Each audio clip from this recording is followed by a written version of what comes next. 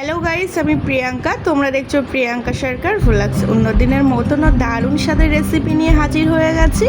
আমার এখানে আছে পটল, নারকেল আর ডিম। আমি করব বাঙালির প্রিয় জিনিস, পটল দিয়ে, নারকেলের দুধ দিয়ে, ডিম দিয়ে রান্না। তাহলে চলো রেসিপিটি শুরু করা যাক। আমি সব পটলগুলো খোসা ছাড়িয়ে কেটে নিয়েছি, এদিকে আলু কেটে নিয়েছি, কড়াইতে দিয়েছি সরিষার তেল। সরিষার তেলটা গরম হলে তার ভিতরে সব পটলগুলো দিয়ে আমি লাল লাল করে ভেজে তুলে নেব।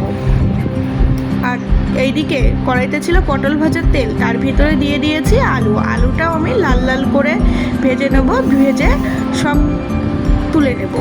আর এইদিকে আমি মিক্সিতে পেস্ট করে নিয়েছি, টমেটো পেস্ট আছে, আদা, রসুন, জিরে, শুকনো লঙ্কা, গোলমরিচ আর গোটা গরম মশলা একসাথে পেস্ট করে নিয়েছি। আর এইদিকে নারকেলটা কুড়ে নিয়েছি। দেখো আমি মিক্সিতে দেবো নারকেলটা। নারকেলটা আমার পেস্ট হয়ে গেছে, আমি একটি পাত্রে ঢেলে নিয়েছি। আর এইদিকে সব ডিমগুলো সিদ্ধ করে নিয়েছি। নিয়ে কড়াইতে ছিল আলু ভাজার তেল, তার ভিতরে ডিমগুলো দিয়ে সব আমি এপিট ওপিট ভালো করে একটু লাল লাল করে ভেজে তুলে নিয়েছি। বন্ধুরা, এই নারকেলের দুধ দিয়ে কিন্তু পটলের তরকারি ডিম দিয়ে খেতে কিন্তু দারুণ লাগে।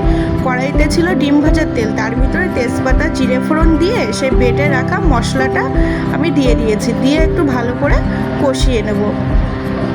মশলার ভিতরে অ্যাড করে দিলাম একটু হলুদ, লবণ আর আখের গুঁড়ো। আমরা আখের গুড় খাই, তাই তোমরা চিনিটা অ্যাড করে দেবে।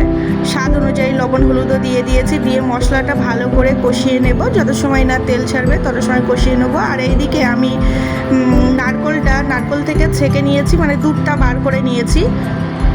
নেটের ভিতরে নারকেলের পেস্টটা দিয়ে আমি দুধটা এইভাবে চেপে বার করে নিয়েছি সব। এই যে রেডি হয়ে গেছে আমার নারকেলের দুধ। আর এইদিকে মশলাটাও আমার কষা হয়ে গেছে, দেখে বোঝাই যাচ্ছে। আমি এর ভিতরে সব ভেজে রাখা পটল, আলু, ডিমগুলো দিয়ে আবারও কিছু সময়ের জন্য ভালো করে কষিয়ে নেব। বন্ধুরা, এটা কিন্তু নিরামিষ দিনেও খাওয়া যায়, তখন ডিমটা যাবে না। পটল আর নারকেলের দুধ দিয়েও এটা নিরামিষ দিনেও করা যায়, কিংবা পটল বাদ দিয়ে যদি ডিম দিয়ে নারকেলের দুধ দিয়ে করা যায় সেটাও করা যায়। খেতে কিন্তু দারুণ লাগে। এদিকে আমার কষাও হয়ে গেছে, আমি তার ভিতরে সেই নারকেলের দুধটা যেটা বের করে নিয়েছিলাম সেটা সবটাই দিয়ে দিয়েছি। দিয়ে আমি কিছু সময়ের জন্য ঢাকা দিয়ে দেবো। এই যে আমার তরকারিটাও ফুটে উঠেছে, দেখতে কিন্তু খুব সুন্দর লাগছে। ঠিক নামানোর আগে আমি একটু গরম মশলার গুঁড়ো দিয়ে দিয়েছি। দিয়ে আবার কিছু সময়ের জন্য ফুটিয়ে নামিয়ে নিয়েছি। আর খেতেও কিন্তু দারুণ হয়।